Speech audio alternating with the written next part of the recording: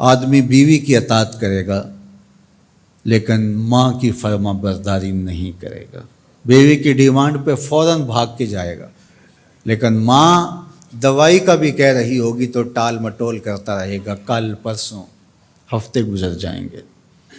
ماں کے ساتھ جانا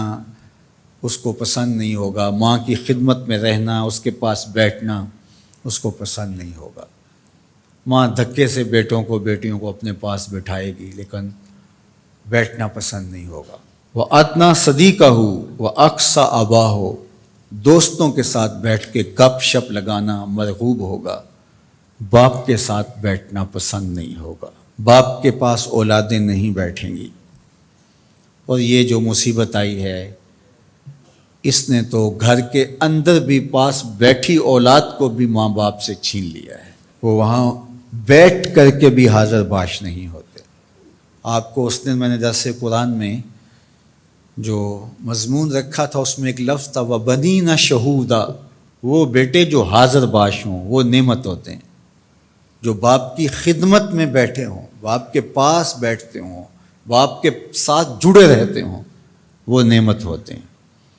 اور جو باپ سے جان چھڑاتے رہتے ہوں، جی چراتے رہتے ہوں، پھنس گئے تو 2 منٹ بیٹھ گئے ورنہ نہیں، بالخصوص بوڑھے بزرگوں کے پاس تو اس دور کے اندر کوئی بیٹھنے کے لیے تیار نہیں ہوتا، وہ ترستے ہیں کہ ہماری اولاد ہمارے پاس بیٹھے، لیکن اولاد کی دلچسپیاں ہی کوئی اور ہیں، وہ انہیں اولڈ فیشن سمجھتے ہیں، پرانے زمانے کے لوگ دقیانوس، ان سے ہم بات بھی کیا کریں، یہ ہمارے زمانے کی باتیں نہیں سمجھتے۔ جب تم ان کے زمانے کی باتیں نہیں سمجھتے تھے، انہوں نے ایک لفظ پانی اور روٹی سکھانے کے لیے کتنی محنت کی تھی تمہارے اوپر، تم تو کچھ بھی نہیں سمجھتے تھے، تم تو حرف و صوت سے آشنا نہیں تھے، تم تو لفظوں سے آشنا نہیں تھے،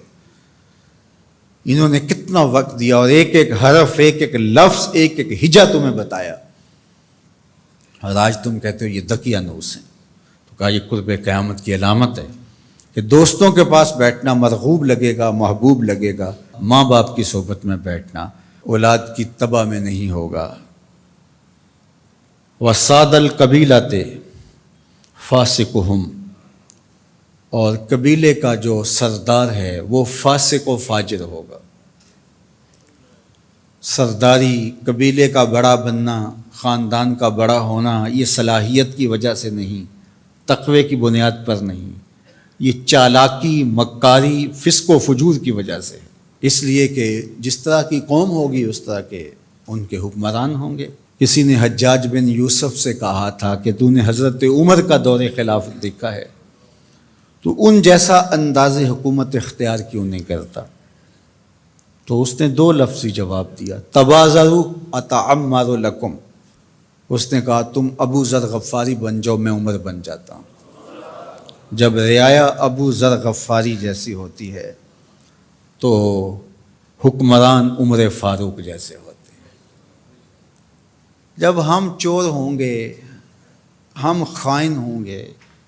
ہم بدکار ہوں گے تو اوپر رحمتوں کی چھتڑیاں تو نہیں تانی جائیں گے، اوپر بھی پھر یہی کچھ ہوگا۔ ایک روایت میں آتا اعمالکم امالکم، تمہارے اعمال ہی تمہارے حکمران ہوں گے۔ فرمایا کہ وہ اس بات پہ قادر ہے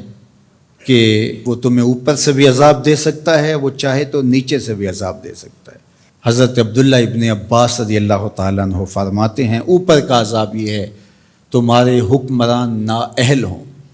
اور نیچے کا عذاب یہ ہے تمہاری اولاد نافرمان ہوں، اور تم ایک دوسرے سے لڑنے لگ جاؤ، ایک خاندان کے لوگ شریکہ برادری کے نام سے ہر وقت ایک دوسرے کی ٹو میں رہیں، یہ عذاب نہیں تو اور کیا ہے؟ ہر وقت بھائی بھائی کو نقصان پہنچانے کے چکر میں رہے، بہنیں اور بھائی آپس میں ایک دوسرے کے دشمن بنے کھڑے ہوں، ہمسایہ ایک دوسرے کی عزت کو اچھالنے کے لیے تیار کھڑا ہو، محلہ راحت کا ساماں ہونا چاہیے